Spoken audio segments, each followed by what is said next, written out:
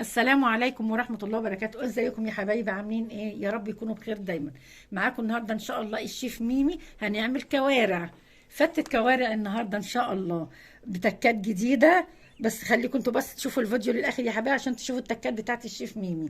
بصوا هنعمل فتة وهنعمل الدقة لأول مرة على اليوتيوب بتكات جديدة، بتكات الشيف ميمي. وهتتابعوني ان شاء الله على اليوتيوب، الفيسبوك وانستجرام يا حبايبي. بصوا يلا بينا نشوف هنعمل الكوارع دي ازاي. يلا يا حبايبي نقول بسم الله الرحمن الرحيم. انا معايا هنا رجلي كوارع واحده، انا غسلتها ونضفتها بس انا نعقاها شويه. في ليمون ودقيق اهو. بسم الله الرحمن الرحيم. شايفين؟ ليمون ودقيق وشويه خل كمان. غسلتها ونضفتها ويلا نشوف. انا هغسلها تاني بقى، هشطفها عشان انا سايباها بقالها شويه. هشطفها وهوريكم هعمل ايه. بسم الله الرحمن الرحيم. بصوا ادي الميه بتغلي اهي. انا غسلت طبعا الكوارع، انا شيطتها كمان عشان بيبقى فيها بعد شعري كده من الجلد. بسم الله الرحمن الرحيم. اهي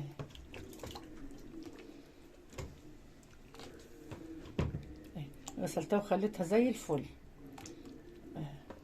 مش هنحط لها اي حاجه خالص اهي كده. وهنرجع نشوف هنعمل ايه تاني. بسم الله الرحمن الرحيم. يا حبايبي بصوا اهي كده انا غليتها، خدت غلوه واهي، يعني غلوتين اهي. هطلعها. بسم الله الرحمن الرحيم. اهي هطلعها وهشطفها والميه هتترمي اهي عشان ما تبقاش فازه. هي بتبقى فيها ريم بس دي بص ما شاء الله عشان انا مخليها زي الفل. ما غسلتها بدقيق وليمون وخل.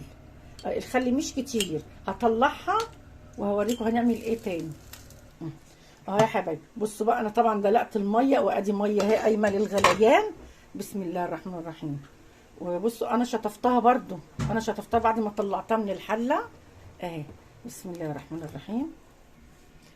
بصوا حبايبي انا حطيت، بصوا بقى الطبق اللي انا هحطه. بصوا اهي نص ليمونه وادي كرفس ومعايا حبهان ومستكه وكوبيبه صيني وورق لورا وفي كم قرنفليه كده حوالي 5 فصوص ومعايا طماطمايه وبصلايه بصلتين كبار ومعايا جزر. ده التوابل بتاعتها اهي. بسم الله الرحمن الرحيم. هحطهم كلهم اهو. انا حاطه عروق الكرفس اهي. نزل بس دي كده اهوت اهي اهي عشان بتاع اهوت اللي اسمه ايه القرنفل لازق في الطبق. انا حطيت التوابل كلها. طبعا الكوارع كبيره مش صغيره. بسم الله الرحمن الرحيم. بص انا هحط معلقه سكر اهي، معلقه سكر وادي الفلفل اهو اهي. بصوا انا حطيت كل اهو البصل انا شقاه من الوسط وطماطميه كبيره اهي والحبهان ورق اللوري وكله مع بعض والبصل اهي. طبعا هتغلي. ان طلعت حاجه، ان طلعت ريم ولا حاجه هنشيله من على الوش. وهو يا حبايبي لازم تتسلق سلقه وتترمي الميه بتاعتها ويتشطف من تاني اهو يا حبايبي. يلا اهو يا حبايبي بصي اهي بتغلي هي الكوارع. قلنا حطيت النص ليمونه ده حلو ما بتحطوه نص ليمونه. انا مش عصراها، انا حطيتها بحالها كده اهي. كوبا صيني وحبهان مستكه والورق اللوني والقرنفل كل ده لو فيها اي حاجه بس يعني ما فيهاش ريم ولا حاجه. هي قايمه بتغلي هي يعني هي بتغلي. هوطي عليها، ما تخلوش البوتاجاز عالي عشان تستوي. اول ما بتغلي بنوطي عليها يا حبايبي اهي. الباب بتاعها موارب شويه كده عشان ما تفرش على البوتاجاز يا حبايبي. قرفه خشب يا حبايبي. انا حطيت حتتين بس صغيرين زي دولت كده. انا نسيت اقول لكم في المقادير اهي. قرفه خشب اهي. يلا يا حبايبي هنعمل الصلصه. بسم الله الرحمن الرحيم. دي معلقه توم صغيره مفرومه. انا ما بكترش التوم عشان خاطر القولون اهو. ما بخليهاش تحمر برضو اهي. انا بدوق بس كده بخلي الريحه تطلع تبقى لونها ذهبي. بصي يا حبايبي انا بعمل كمان دقه تانية بالخل عشان في اللي مش عاوز ياكل بالصلصه الحمراء هياكل بالدقه خل وثوم اهي. والتانية هي اهي. شايفين ما احمرتش خالص ازاي اهي. انا بخليها بس شوفوا لونها ذهبي كده اهو. الريحه بتاعتها بتطلع. بسم الله الرحمن الرحيم. ودي نص كيلو طماطم اهي عليها اهي. ودي هحمرها كده اهي،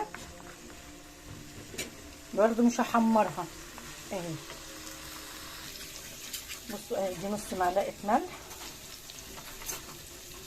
وشويه فلفل اسمر.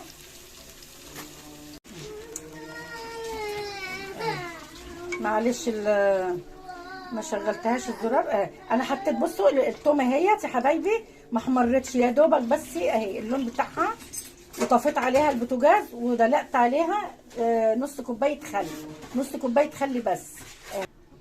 شويه ملح صغيرين، اقل من ربع معلقه اهي.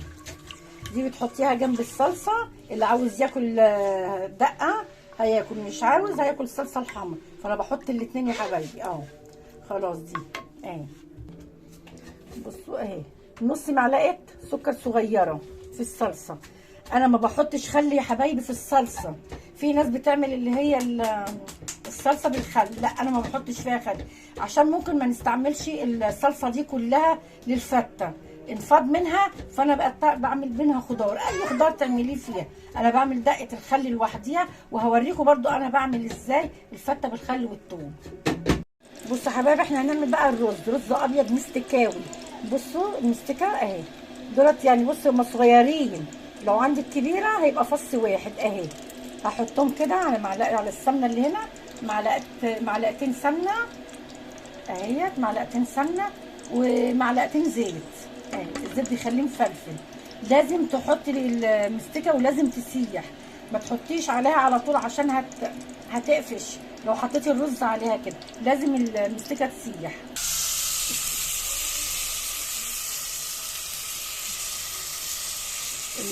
طبعا السمنه ساحت والحله الحمد لله اهي. الرز شوحناه كده خالص، ونحط اهو معلقه ملح. بسم الله الرحمن الرحيم. معلقه ملح صغيره اهو. الميه انا معلقه عليها بتغلي، بنحط ميه سخنه. بسم الله الرحمن الرحيم. نحط الميه اهي.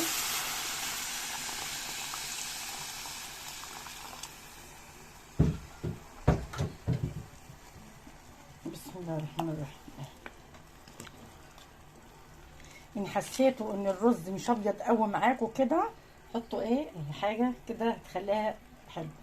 معلقه خل بتاعت اكل اهي، معلقه خل، ما تخافوش مش هتاثر، مش هتاثر، هتخلي الرز ابيض خالص. خلاص يا حبايبي، انا كده نغطي عليه اهو يستوي، ونشوف الصلصه. بسم الله الرحمن الرحيم. خلاص الصلصه خلصت كمان اهي. بصوا حبايبي، بسم الله الرحمن الرحيم اهي. هي خلاص كده داخله على السوا، الشوكه بتغرس فيها اهيت اهي كده. انا هحط لها بقى معلقه ملح، الملح ده بتاعكم انتوا. نص الليمونه بتاعتها اهيت اللي انا حاطاها فيها دي، وشويه شوربه مش قادره اقول لكم عامله ازاي يا حبايبي اهي. انا هحط لها كده معلقه ملح، وهسيبها كمان 10 دقايق وهطفي عليها. بسم الله الرحمن الرحيم. بصوا الرز يا حبايبي، بصوا ما شاء الله اهو. خلاص هو استوى كده اهو، هطفي عليه. بسم الله الرحمن الرحيم. وهنا بقى ايه الكوارع انا طلعتها اهيت، وهديها بقى ايه مش صلصه ولا حاجه، لا معلقه كاتشب كده اهو.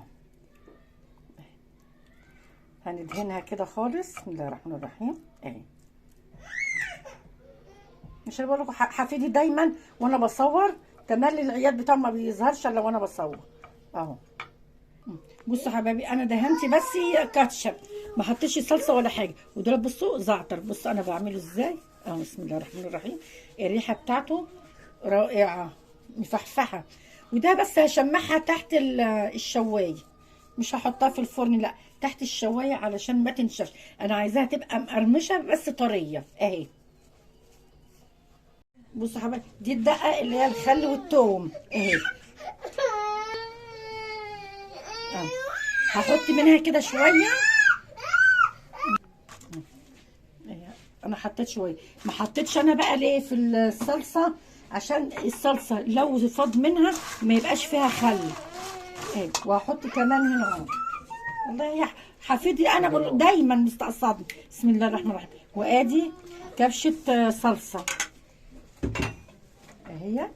بسم الله الرحمن الرحيم. وهنحط بقى ايه الشوربه. يبقى انا حطيت شويه دقه خل التوم، وادي الصلصه حطيت اهيت، ونقلبها كلها مع بعضيها كده. بسم الله الرحمن الرحيم اهي. والكوارع انا حطيتها تحت الشوايه تبقى ايه مقرمشه من بره كده ناشفه، وهي طريه اصلا، بس عشان ما تبقاش ملزلزه كده اهي. بصوا اهي. انا هسيبها بقى كمان ايه بس يعني العيش يطرى اهي.